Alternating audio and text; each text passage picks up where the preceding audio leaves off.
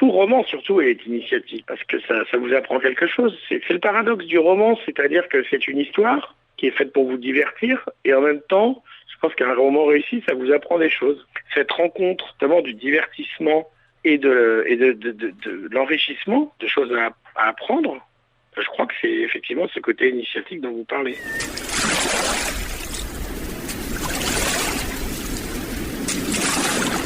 Bonjour et bienvenue pour ce nouveau numéro des bouquins dans les poches sur Tendance Ouest. Nous avons choisi cette semaine un livre qui prend le contre-pied de l'époque, qui bouscule et qui tombe à point nommé dans le contexte saturé d'informations sanitaires et économiques dont nous sommes abreuvés depuis bientôt 1 an maintenant. L'auteur Sébastien Lapac nous offre un roman lumineux, Ce monde est tellement beau, aux éditions Actes Sud. Bonjour Sébastien Lapac. Bonjour. Et merci d'avoir accepté d'être en ligne avec nous pour quelques minutes. Vous êtes romancier, essayiste, critique au Figaro littéraire. Et dans votre nouveau roman, Lazare, le narrateur que l'on suit au fil des pages, professeur de collège, quitté par sa femme, subit d'abord une chute assez vertigineuse dans les ténèbres, peut-on dire, et dans ce qu'il appelle, lui, dans ce que vous appelez l'immonde. Alors c'est quoi l'immonde, Sébastien Lapac ? L'immonde, malheureusement, c'est une chose qui n'a pas tellement besoin d'être définie, mais il suffit parfois de sortir dans la rue pour en avoir conscience. Publicité criarde, sentiments vulgaires, mobilisation totale de votre vie intérieure par les papiers de banque, les papiers d'assurance, un coup de fil du fisc, toutes sortes de choses qui vous posent problème. Et donc, cette façon dont notre vie intérieure est occupée fait que le monde extérieur n'est plus tout à fait un monde, mais un immonde. Et le personnage, Lazare, le définit par la rencontre de 3 choses. Le collectif, parfois l'impression... On a beau dire que nous sommes dans une société individualiste, nous avons souvent l'impression d'être les membres d'un troupeau. L'abstraction, beaucoup de choses sont abstraites, y compris jusqu'aux sentiments comme l'amour. Je ne vous conseille pas d'aller chercher l'amour pour la vie sur un site comme Mythique, mais c'est sans doute un sentiment qui vous étreindrait. Ce côté extrêmement abstrait des relations humaines, qui n'ont plus rien de concret, c'est la disparition de la relation concrète. Et ensuite, la technique.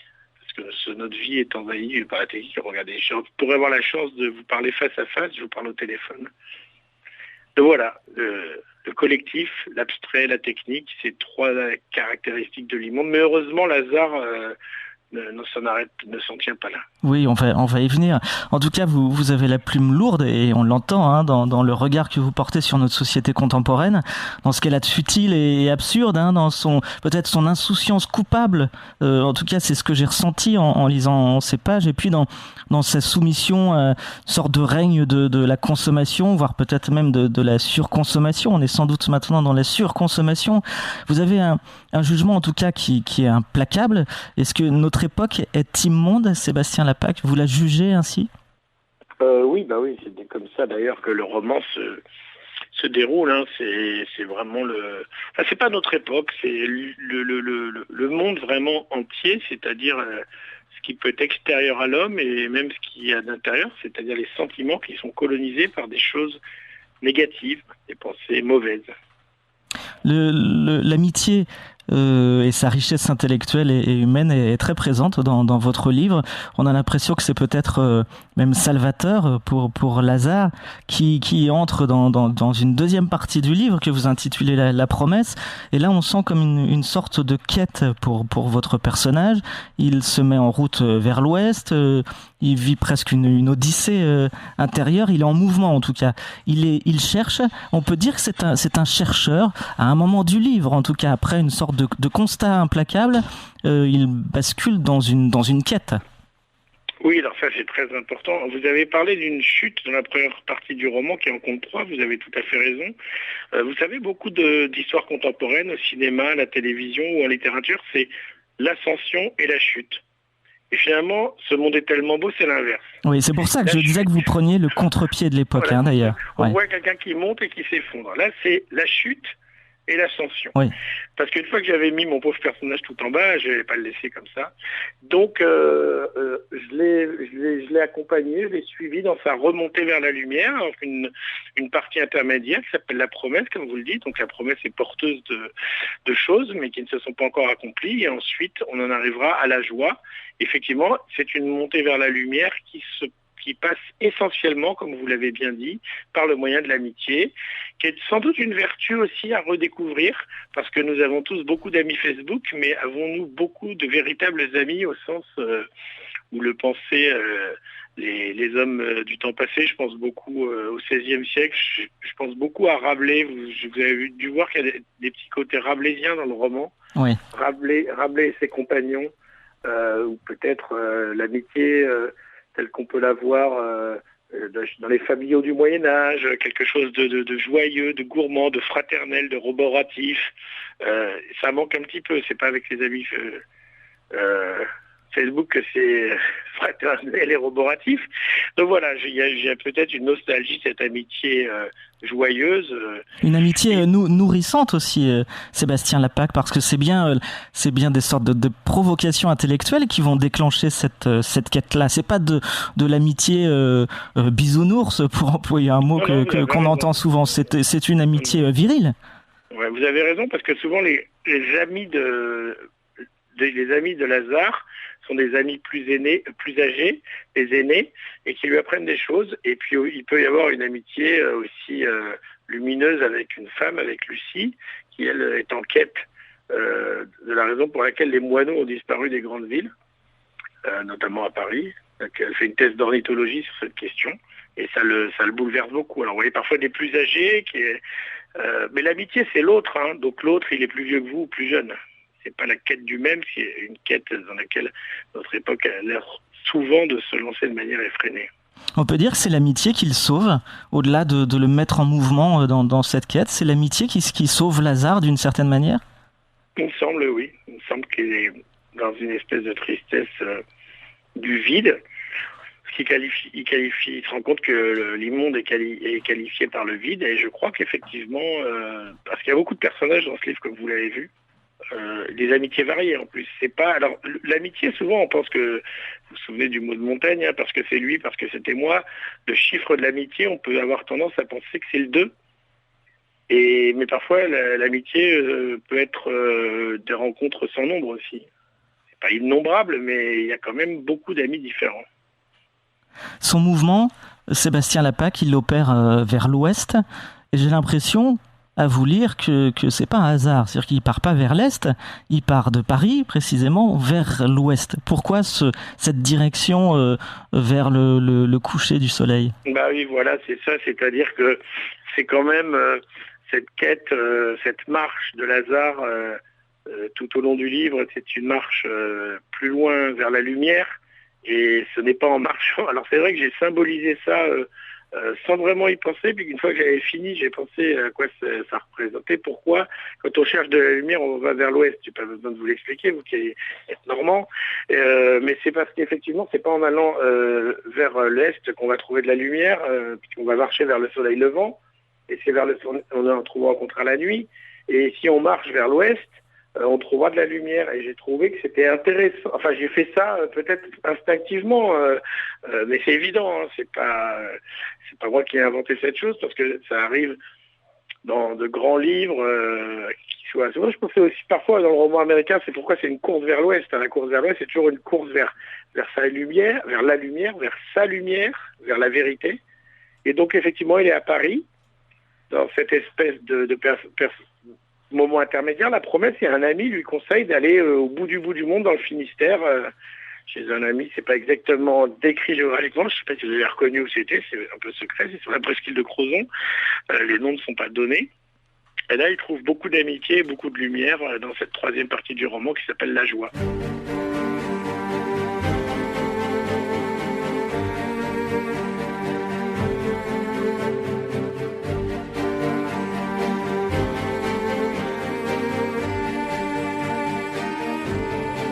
Podcast by Tendance Ouest.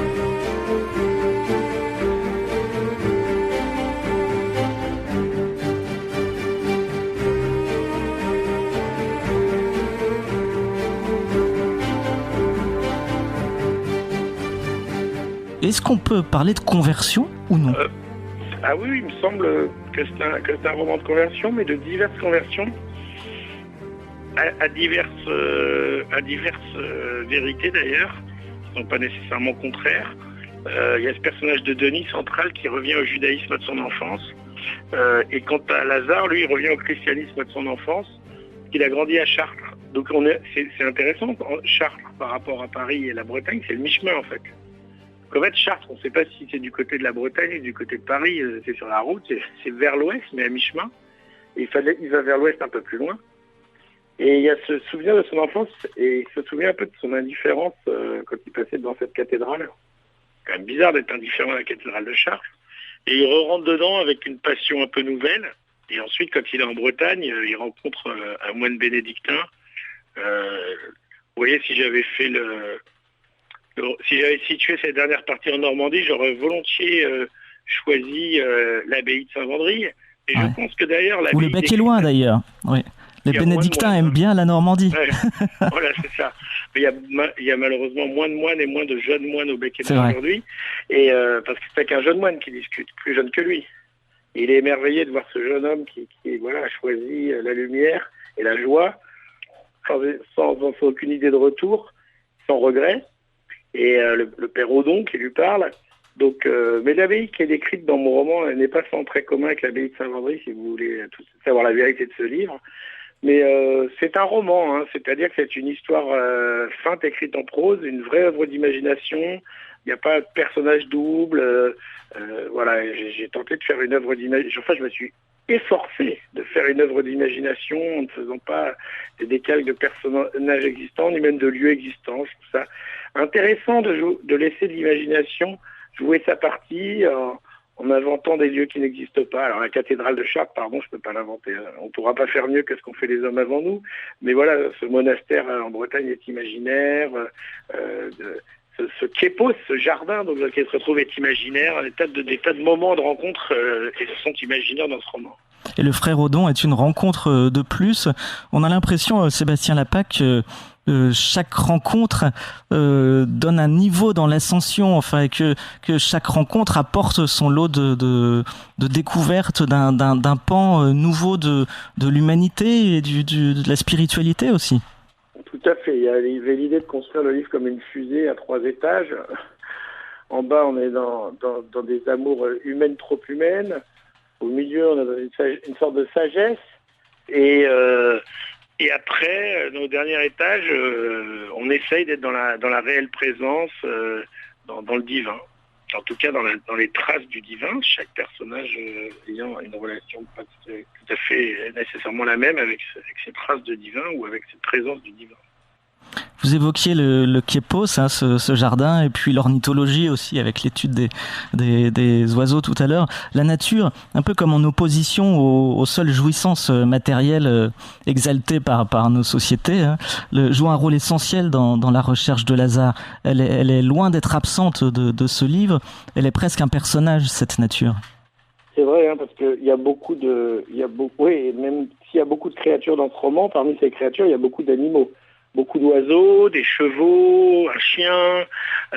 Donc c'est aussi important, oui, bien sûr, d'avoir mis en présence aussi, d'avoir fait participer à ce moment de renaissance toute cette nature. Voilà, donc ça c'est très important. Je pense que c'est une chose qui touche beaucoup et qui marque beaucoup la plupart de nos contemporains. Nous sommes tous marqués par cette sensation de déracinement et je pense que voilà, cette façon de toucher la nature est très, très forte et très importante et pour une renaissance, c'était la moindre des choses. Sébastien Lapaque, en refermant votre livre le week-end dernier, j'ai eu presque la sensation de l'avoir vécu physiquement. Je m'explique, cette première partie, l'immonde, je trouve qu'on la ressent. Elle me paraît très longue, je ne sais pas si elle l'est de manière arithmétique, mais elle m'a paru très longue, plus plutôt que les deux autres parties.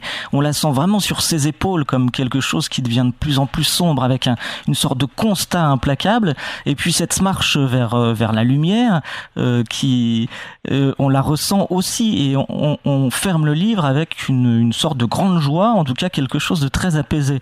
Est-ce que c'est conscient, ça, dans votre écriture, ou bien c'est moi, seul lecteur, qui ai ressenti cela? C'est très gentil à vous comme compliment. Je pense que c'est un effet de la lenteur avec lequel j'ai écrit ce livre, parce que je l'ai écrit avec un soin infini tout au long de 7 années, et je pense que il me semble qu'une telle lenteur dans l'écriture, les parties sont équilibrées, malgré votre sensation, une telle lenteur d'écriture permet vraiment d'être dans le détail. Je vais encore vous faire plaisir avec une petite allusion normande, le détail d'un peintre en termes de lumière ou paysage d'un peintre impressionniste. Je pense que quand on s'applique à cet exercice de cette lenteur, ou à cette redécouverte postmoderne de la lenteur, puisque nous sommes dans un monde frénétique où tout va beaucoup trop vite, on arrive à fixer des détails, les détails du paysage ou de la lumière, que ce soit en peinture, en musique ou en littérature, qui donnent cette impression de participation totale dont vous parlez à l'œuvre d'art qu'on s'applique à donner à nos contemporains.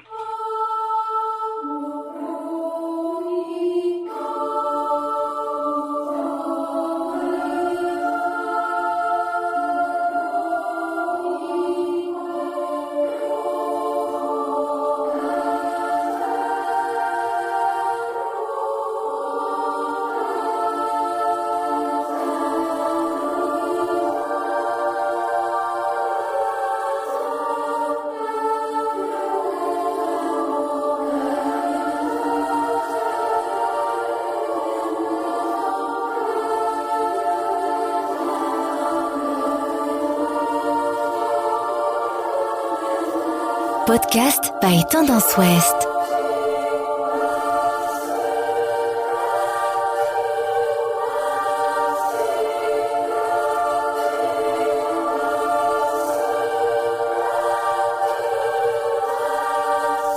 Nous avons cité plusieurs fois la dernière partie, la joie. S'il y a quelque chose qui est parfois difficile à définir, c'est bien la joie. Sébastien Lapaque, la joie de Lazare, c'est quoi? C'est la joie de croire, c'est la joie de voir la lumière? En fait, non seulement c'est difficile à définir, mais moi c'était la partie du livre qui m'a demandé le plus de travail, parce que d'écrire des choses catastrophiques, finalement, c'est assez facile.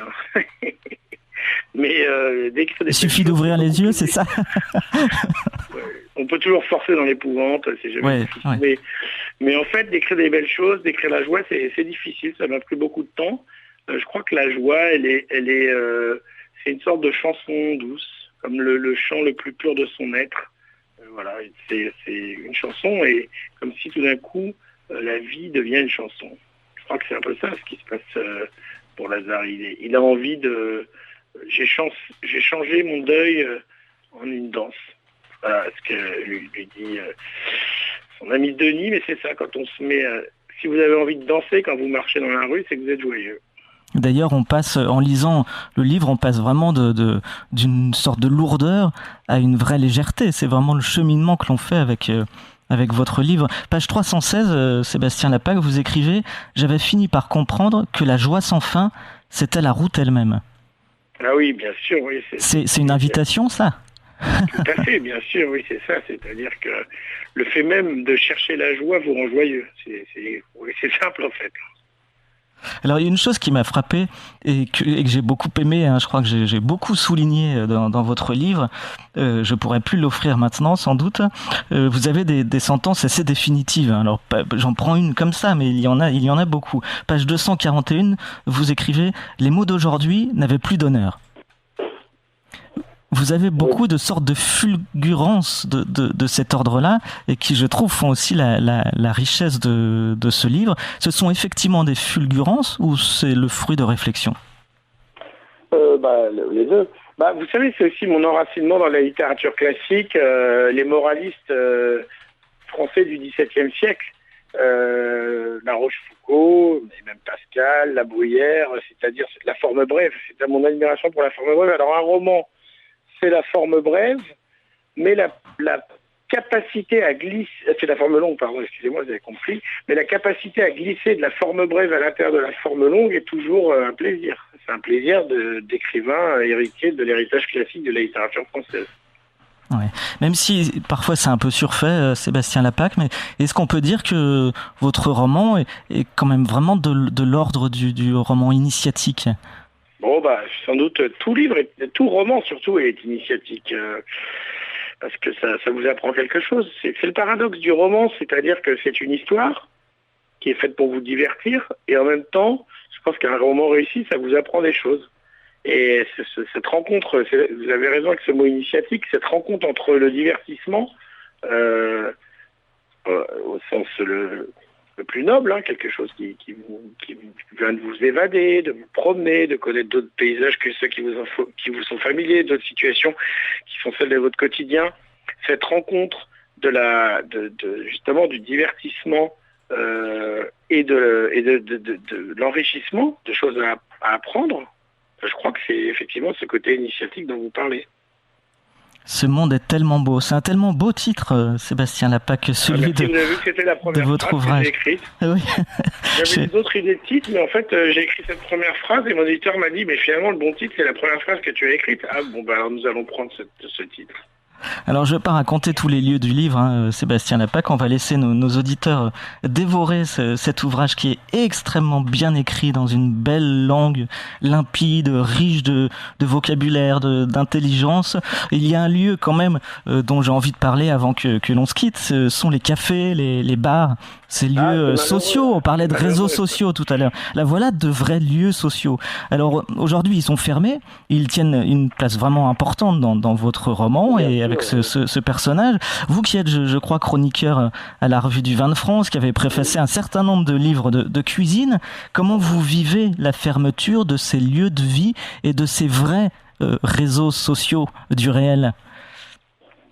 Moi, j'ai la chance de connaître un certain nombre de bars ouverts clandestinement pas loin de chez moi. J'ai écrit une nouvelle, d'ailleurs, à ce propos, dans la Revue des Deux Mondes, sur le premier confinement. Donc, j'ai toujours l'impression de vivre comme les personnages de Ce monde est tellement beau, au milieu d'un petit peuple rebelle qui saura toujours trouver un endroit de convivialité, même au pire moment du pire moment. Vous savez, un peu comme dans La Traversée de Paris, le film de Claude Autant-Lara, inspiré d'une nouvelle de Marcel Aimé.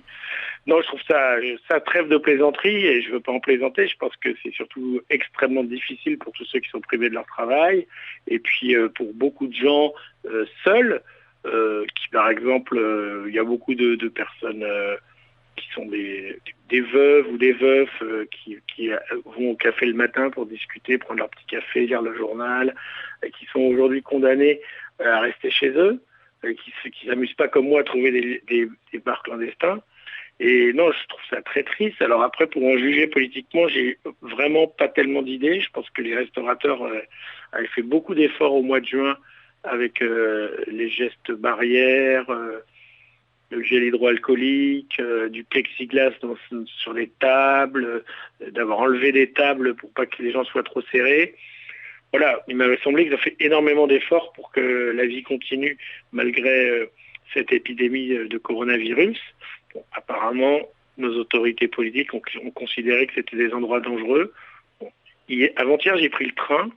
Les gens étaient côte à côte, certes avec un masque. Il m'a pas semblé que ce TGV bondé était un endroit moins dangereux qu'un café, mais ce n'est malheureusement pas à nous d'en juger. Et en tout cas, il faut lire ce roman lumineux, je le disais en introduction, qui tombe à point nommé dans le contexte actuel. C'est un roman chargé d'espérance, il me semble. Ce monde est tellement beau, aux éditions Actes Sud. Merci beaucoup, Sébastien Lapaque, de nous avoir accordé cet entretien autour de votre nouveau roman. Merci beaucoup. Merci. Au revoir. Au revoir. Podcast by Tendance Ouest. Podcast by Tendance Ouest.